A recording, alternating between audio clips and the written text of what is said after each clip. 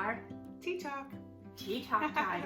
And you know what? We've been asked how we even met, how we got together, how this all went down. So I'm going to just let you briefly know about myself. And so I am intuitive. I'm a psychic medium, intuitive mentorship. I do a lot of meditations, healing circles, working with energy, as well as teaching people how to into to their own gifts, and to those that want to awaken them, I help guide them as every single person is connected.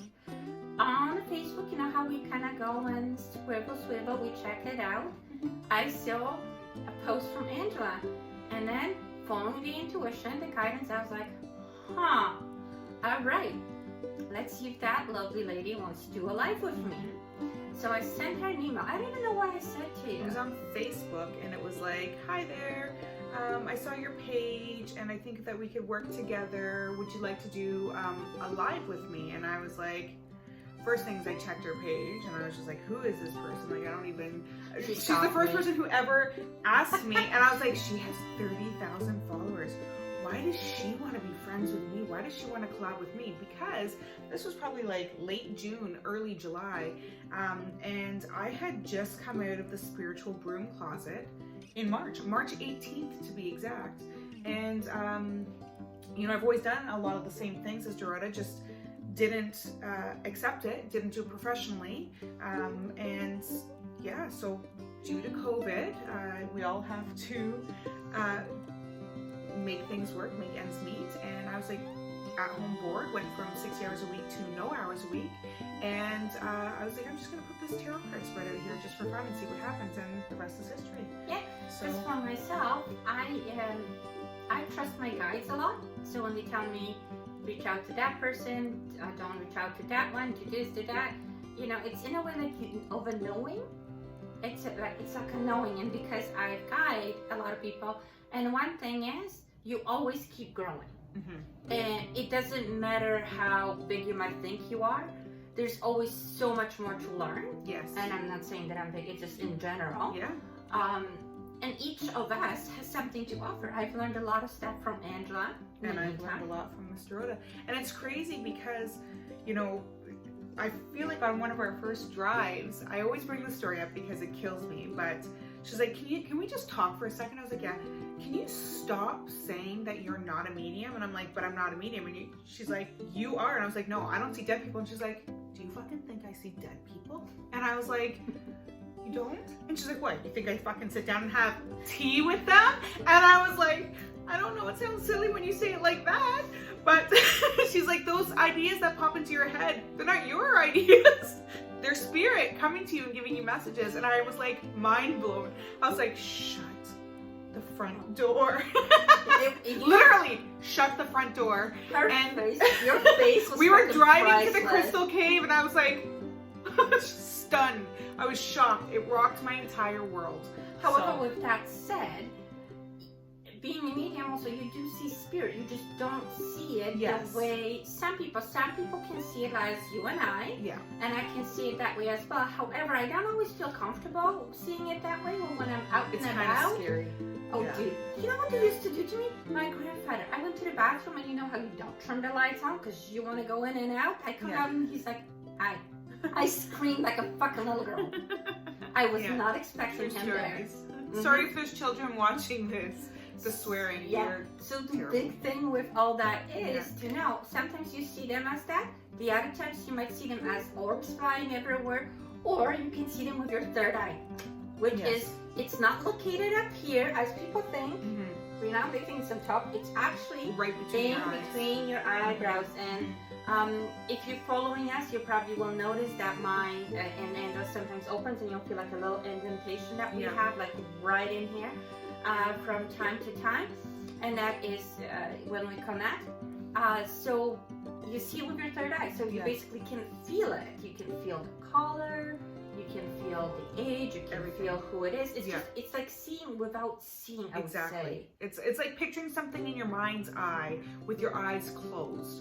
And then that's pretty much, and for me, another valid point that Dorota gave me was, sometimes you might think about your grandfather when you're talking to somebody, and it's not that it's your grandfather who's giving you a message, it's a message for that person. So they give it to you in a way that you can understand it.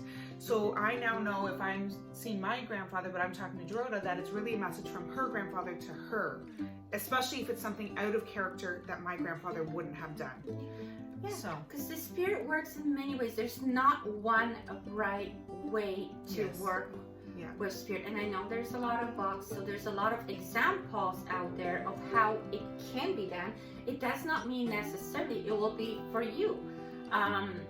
So everybody is different, tunes in differently, understands differently. Symbology, it's easy to Google it. However, I always say to, because I still do classes, so do you, I always say to my clients is, what did it make you feel Yes. when you saw that rabbit versus Yes. go Google it?